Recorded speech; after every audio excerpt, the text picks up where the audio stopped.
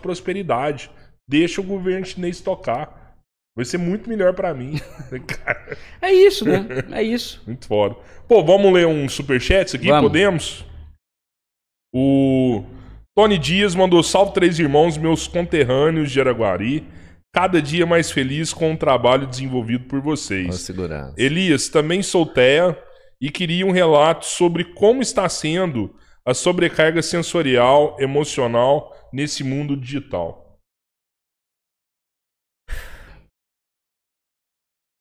Eu acho que essa sobrecarga de informação, de você ver internet, celular o tempo inteiro, eu acho que isso favorece muito a ampliação do transtorno do déficit de atenção, né? Do TDAH, por exemplo, né? Isso é um efeito... As pessoas cada vez menos concentradas em algo, cada vez mais dispersas, vamos dizer assim, né? Sabe? Isso é muito fruto também dessa sobrecarga de informação que é o que o celular nos entrega, né? Eu não sei muito bem responder essa pergunta, porque eu não me preparei para ela, né? A gente esteve com o João Carvalho essa semana, que ele é autista, né? Neurodivergente. E eu vi um vídeo dele falando que um dos problemas que ele tem no hiperfoco é que ele não consegue esquecer nada. Inclusive, ele não consegue esquecer todas as vezes que as pessoas decepcionaram ele, machucaram ele, sabe? Então, uma das características da qual o autismo ele se reflete em mim, ele é nessa questão do hiperfoco, por exemplo. Se não fosse o hiperfoco, eu não faria o que eu fiz, por exemplo, eu não faria as pesquisas que eu faço sobre a China no nível que eu faço. Elaboração de questionário, montar, por exemplo, sozinho, porque isso, às vezes eu já fiz trabalhos que somente o grupo de pesquisa é capaz de fazer, de 10 pessoas, eu vou fazer sozinho. Sim. Então vou criar um índice, vou gerar para geração de dados, eu vou ver quantas pessoas, qual que é a amostra mínima de pessoas e a diferença social, salário, isso, aquilo, para dar um nível de fidedignidade às minhas informações, ou seja, isso demanda um hiperfoco, uma concentração que só um autista pode ter, né? Então eu estar, por exemplo, sentado na frente do computador, passando uma madrugada inteira viciado naquela coisa de pegar dado, tabular dado, por isso que eu falo que o outro aí não sabe analisar dados, né? Porque eu entendo disso, né? E transformar aquilo em tabela, gráfico, aí dali gera uma elaboração nova, até que eu consegui criar, né? Eu tenho um olhar muito próprio do marxismo, né? Eu não tenho uma bíblia na cabeça, né? O marxismo para mim, eu tenho o próprio Marx que eu abracei, o próprio Engels que eu abracei, o próprio Lenin que eu abracei, sabe? Do meu jeito, né? Sabe? Então isso é muito do autismo. A questão de não esquecer o que as pessoas fazem, eu não sei se isso é do TEA, mas eu também tenho isso também comigo, né? Eu já falei da outra vez aqui, essa questão de sofrer muito bullying e tal. Sim. O que acontece comigo é que quando alguém me fez muito mal, ou alguma circunstância histórica me fez muito mal, eu uso aquilo como, não para me chicotear, uso aquilo como estímulo, né? Tanto é que a minha história é a história do quê? Em que eu estou sempre respondendo o tempo inteiro às circunstâncias pretéritas da minha vida, né? Então, por exemplo, meu último salto de explosão criativa porque eu tive foi pós 2018. Em 2018, por exemplo, eu tive um processo em que eu participei de um processo seletivo para professor da FRJ. Eu fui abertamente sacaneado nesse processo, sabe? E o meu sonho até aquela época era ser professor do curso de economia da FRJ. Eu tinha esse sonho. Por causa do reconhecimento, então, o melhor curso do Brasil, não sei o quê. Eu não passei nesse concurso, isso causou uma frustração imensa em mim, caí em depressão e tal. E as pessoas dando risada na minha cara, por trás, né? Eu soube de tudo isso, né? O que eu fiz? A partir de 2018, só você ver meu currículo, a partir de 2018 deu um salto na minha produção intelectual. Gigantesca. Por quê? Porque estou respondendo esse pessoal aqui. Né? Então hoje, por exemplo, me oferecerem uma posição na FRJ, de professor titular, não sei o que e tal, eu não aceito. Eu não preciso da FRJ. Você caiu pra cima. Eu não preciso da FRJ. Eu prefiro ficar na Universidade do Estado do Rio de Janeiro, na Faculdade de Ciências Econômicas, dando aula para jovens cotistas, do que a FRJ. Hoje eu não preciso da FRJ.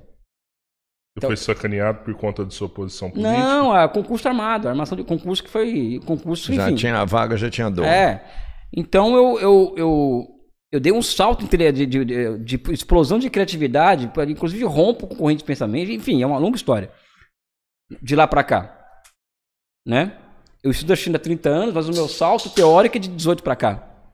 18 a 25, né? Em que eu escrevo muito, publico 2 livros, o best-seller, ganhei um prêmio na China. Eu passei por um processo que é interessante. Eu publiquei um artigo na Journal of Economic Issues, que é a top 3 das revistas do mundo de economia. Top 3. Caramba, mano. Aí depois eu fui dar uma olhada quantos downloads esse artigo teve na revista. Foi coisa de 100 e poucos downloads, ou seja, somente 100 e poucas pessoas leram esse artigo. Isso me deixou muito puto. E falei assim, olha, eu vou continuar escrevendo artigo acadêmico. Se você não escrever artigo acadêmico, o que é um artigo acadêmico? Você escreve um artigo científico e alguns pares teus vão aprovar ou não o artigo. Se você não escreve, se você deixa de escrever esses artigos, o que você fala você não tem validação teórica, né? Uhum. Porque não foi aprovado por pares. Então eu continuo escrevendo artigos acadêmicos, até que eu sou um viciado em escrever artigo acadêmico até hoje. É só ver meu currículo Lattes. Mas eu parti para uma outra, que é aí onde eu encontro o Jones, encontro o João, encontro o Humberto, que já estavam nessa há mais tempo, que é virar intelectual público. Né? Então eu sou um cara que eu faço meu trabalho acadêmico, eu encho muito o saco do Jones para ele terminar o doutorado dele, para terminar esse doutorado e tal, sabe? Fazer esse trabalho acadêmico, que é para legitimar o que eu estou falando para o público, né? E virar um intelectual público, para falar para milhares de pessoas, né? Sensacional. Ó, o Gustavo Almeida, um grande abraço, camaradas. Acabei de saber que vocês são de Araguari. Gustavo. Sou de Goiânia, mas toda a minha família migrou de Araguari e Tupaciguara. Eu Sou conheço. professor de história e tenho aprendido muito com o professor Elias. Conheço a família dele toda. Passou de Goiânia e de Araguari, é tudo povinho da minha terra. Vinícius Teixeira, Elias, manda um salve para o curso de Geografia da Unemat, de Sinop, Mato Grosso. Te esperamos aqui presencialmente em breve. O curso de Geografia do Unemat, eu só vou onde sou convidado, tá? Então se vocês me convidarem, eu vou. Tô aguardando o convite. Você tem formatura em Geografia também? Eu sou geógrafo, não sou economista. Né? Geografia, Foi a primeira faculdade dele, né? O Pedro mandou aqui também, muito legal ver o camarada Baratheon passar pelos mesmos estágios de entendimento que todos nós comunistas passamos. Professor Elias, obrigado por sua atuação no debate público. Hoje sou comunista graças às suas entrevistas. Forte abraço, venceremos. Opa. O Xi Jinping mandou aqui também, parabéns, camarada Elias. Concordo em tomarmos para nós da esquerda a identidade brasileira. Existe um caminho sem revolução? Se não, qual o primeiro passo? Qual a primeira centelha que espalhará o fogo da mudança? Cara, eu acho o seguinte. Eu preciso mandar uma mensagem urgente. Mas vai falar. Pode mandar, manda aí. Galera, se inscreve no canal, dá like, compartilha. Não, lá, ó. Na geral, tá lá. De lá, tá? É muito importante que você ajude a gente. Se puder, seja membro. Vamos continuar levando as vozes das pessoas que vocês querem ver aqui para o mundo. Boa. Quer que eu leia de novo? Não, lê de novo. Tá. O que é? Outra coisa, depois eu te mostro. Tá. Tá tranquilo? Tá tranquilo? Tá bom. Se quiser que parar aqui, é só falar também. Tá, só mostrar pra ele aquele negócio aqui. Deixa eu ver aqui. Não lê em voz alta de jeito não, viu? Vou ler aqui de novo aqui pra você. Parabéns, camarada Elias. Concordo em tomarmos para nós, a esquerda, a identidade brasileira. Existe um caminho sem revolução? Se não, qual o primeiro passo? Qual a primeira centelha que se espalhará o fogo da mudança? Cara, eu sou revolucionário, né? Uhum. Por mais que muita gente ache o contrário, que eu sou um reformista, um revisionista, não, eu sou um revolucionário. O meu campo político é o campo da revolução. Agora, essa revolução ela não tem modelo, ela não segue uma receita de bolo, ela não vai ser da forma como muitas vezes nós imaginamos. O que nós temos que construir é o caminho para isso, né? O caminho para isso. Eu acho que o caminho para isso hoje, qual que é o meu passo imediato? Né? É derrotar o bolsonarismo nas próximas eleições. Para mim, eu me pego no meu passo imediato. Eu não perco de vista o meu horizonte estratégico, eu não perco de vista as minhas convicções estratégicas, que é a construção do socialismo e a consecução do comunismo, mas eu olho para o imediato. O imediato, para mim, hoje, para que eu consiga chegar lá, é derrotar a extrema-direita no Brasil nas próximas eleições. Eu vi você falando de extrema-direita e derrota da extrema-direita. Talvez a pauta mais importante da esquerda hoje seja a 6x1. Não sei se eu estou certo sobre isso. Você acha que uma vitória dessa enfraquece a direita? Vitória do quê? Seria 5x2, por exemplo? Acabar com a escala 6x1, a esquerda cresce no Brasil? Isso, com a vitória dessa? Depende da forma como nós nos apropriamos disso, né? Mas é uma derrota cachapante, porque o que acontece, né? Eles estão, a extrema-direita e a direita mesmo, é contra a escala 6x1 e argumenta contra. E se você for ver os argumentos das pessoas que são contra a escala 6x1, a favor da escala 6x1, Sim. São os mesmos argumentos que, olha, quando abolir a escravatura, o Brasil vai afundar. Não pode abolir os escravos. O país vai ter uma crise fiscal, sabe? Depois a questão dos direitos da CLT com Getúlio Vargas, mesma coisa. Existia uma ala liberal no Brasil que era contra a consolidação das leis de trabalho. Com os mesmos argumentos. Vai cair a produtividade, vai aumentar custo, etc, etc. 13º, mesma coisa, ou seja, todas as conquistas da classe trabalhadora no Brasil foram precedidas por uma classe de intelectuais e povo. Olha, temos que partir para essa direção da melhoria das relações de produção. Enquanto, do outro lado, falava o contrário. Se abolir a escravatura, vai ter um caos no Brasil. Se ter CLT, vai ter um caos. Ou seja, eles estão repetindo a história que é secular no Brasil. Né? Então, eu acho que se nós... O caso do petróleo é nosso, né? Se abrir uma empresa como a Petrobras, ou seja, a Petrobras é essa potência hoje. Então, se nós ganharmos essa batalha pelo 6x1, ela é uma derrota cachapante na extrema-direita. É acachapante. Esse conhecimento que você tem, o entendimento histórico, a capacidade de luta que você tem desde sempre... E você já falou que o candidato é o Lula. O candidato é o Lula. E o Elias, ele é candidato? Cara, o que acontece é que, primeiro, não sou eu que tomo essa decisão de ser candidato. Quem vai tomar essa decisão de ser candidato é o Partido Comunista do Brasil, que é a força política ao qual sou filiado. Tá? Eu estou à disposição do PCdoB para ser candidato, evidente. Se for uma tarefa que o PCdoB me colocar de ser candidato a deputado federal, eu vou me lançar. Mas não é uma escolha individual, é coletiva. Eu estaria disposto a ser candidato, né? E caso o candidato, evidente que o meu discurso é o discurso que eu tenho sustentado em todos os lugares, que esse discurso do resgate de uma narrativa nacionalista de esquerda, nacionalista revolucionária, a disputa com o bolsonarismo no campo que eles se acham que são os donos, que é o campo da defesa dos valores nacionais, dos símbolos nacionais, do Brasil em si. O meu partido é o Brasil? Não. O meu partido do Brasil sou eu, não eles. Então, eu acho que existe uma avenida aberta no debate público brasileiro hoje pela esquerda. A esquerda não ocupa esse espaço do quê? Da defesa do Brasil. Da defesa do Brasil como um valor intrínseco a quem se diz esquerda. Tá? E acho que uma candidatura nossa, a deputado federal, por exemplo, ela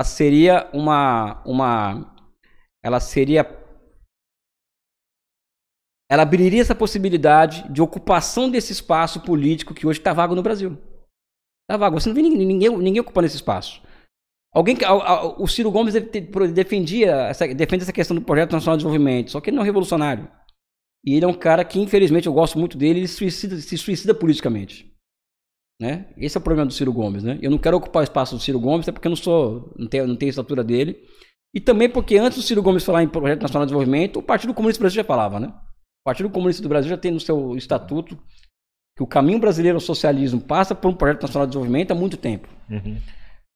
Então, caso eu venha a ser candidato, caso o PCdoB decida que eu seria candidato a deputado federal pelo Rio, o que eu vou propor é que nós ocupemos esse espaço do discurso do que nós chamamos na esquerda de centralidade da questão nacional.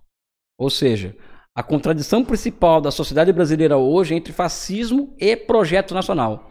E a esquerda que não defende um projeto nacional de desenvolvimento para o país, não tem isso como norte estratégico, ela é quase como uma esquerda que é uma esquerda indigna do poder político. E não somente isso. Fala-se muito da crise da esquerda brasileira, né? Que existe uma crise e tal. Eu acho que a crise da esquerda brasileira é uma crise da falta de lugar dela, né? Porque a esquerda chinesa tem um lugar que é a China, a esquerda vietnamita tem um lugar que é o Vietnã, a esquerda americana também. Qual que é o lugar da esquerda brasileira? O Brasil. É o Brasil. Então, quando nós perdemos a referência do nosso lugar histórico, né? Da nossa comunidade de destino, que é a nossa nação, nós nos perdemos completamente. Então, a partir disso, nós ficamos o quê? Nós ficamos sensíveis a influências estrangeiras. Vamos pegar aqui exemplo de influência estrangeira.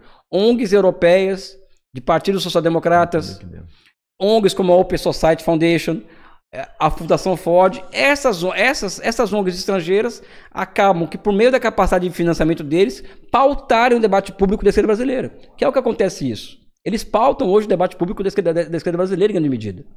Um certo ativismo, né, vamos dizer assim. Sim. Então aqui o que acontece? Eu acredito, por exemplo, que existe uma questão de gênero no Brasil, das mulheres mesmo, uma questão racial no Brasil. Uma questão LGBTQIA+, uma questão indígena, que são questões ou seja, a mulher ganha menos que o homem, a mulher tem quadro para jornada, o negro nem se fala, o negro é quintuplamente, oprimido, né? Um travesti morre com 35 anos de idade no Brasil, o Yanomami está morrendo de fome ou seja, são questões. O que o ativismo promove no Brasil, esse ativismo financiado por ONGs estrangeiras, é o quê? É um encerramento dessas questões em si mesmas. Então existe uma questão de gênero e uma questão de gênero. A mim isso não é suficiente. São pautas civilizatórias, eu encaro elas como pautas civilizatórias na medida que eu universalizo a questão de gênero, eu universalizo a questão racial, eu universalizo a questão LGBTQIA+, eu universalizo a questão indígena e as transformo em parte fundamental da centralidade da questão nacional. Então isso é o quê? Isso é ser esquerda brasileira, não uma esquerda que tem o seu horizonte traçado fora do Brasil, por exemplo. No Brasil hoje existe um ativismo no Brasil hoje, que chama, eu sou ativista, fala-se muito, né? Eu sou militante de partido político, não sou ativista, né? E que tem a sua agenda política dada de fora para dentro. Diretamente ligado de lá, né? Sabe? E como é de fora para dentro, não é nacional. E como não é nacional, não tem como universalizar o que eles estão defendendo, porque eles defendem bandeiras justas.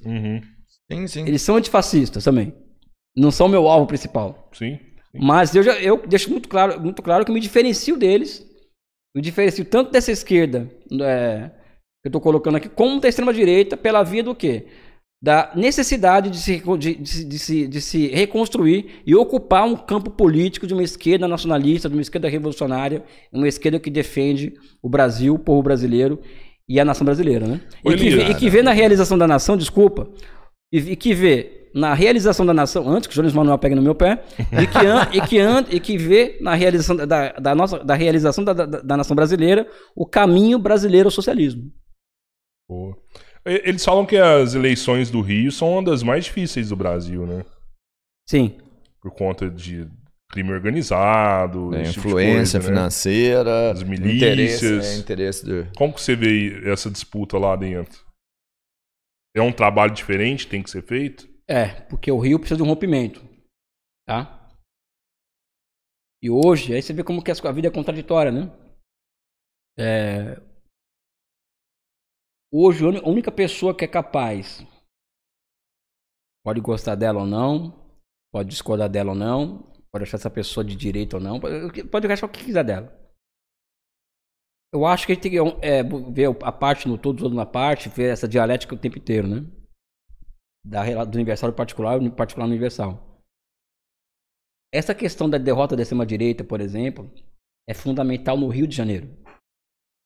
Tá? Que é o Rio onde nasceu o bolsonarismo, né? Milícia, Bolsonaro, etc, etc.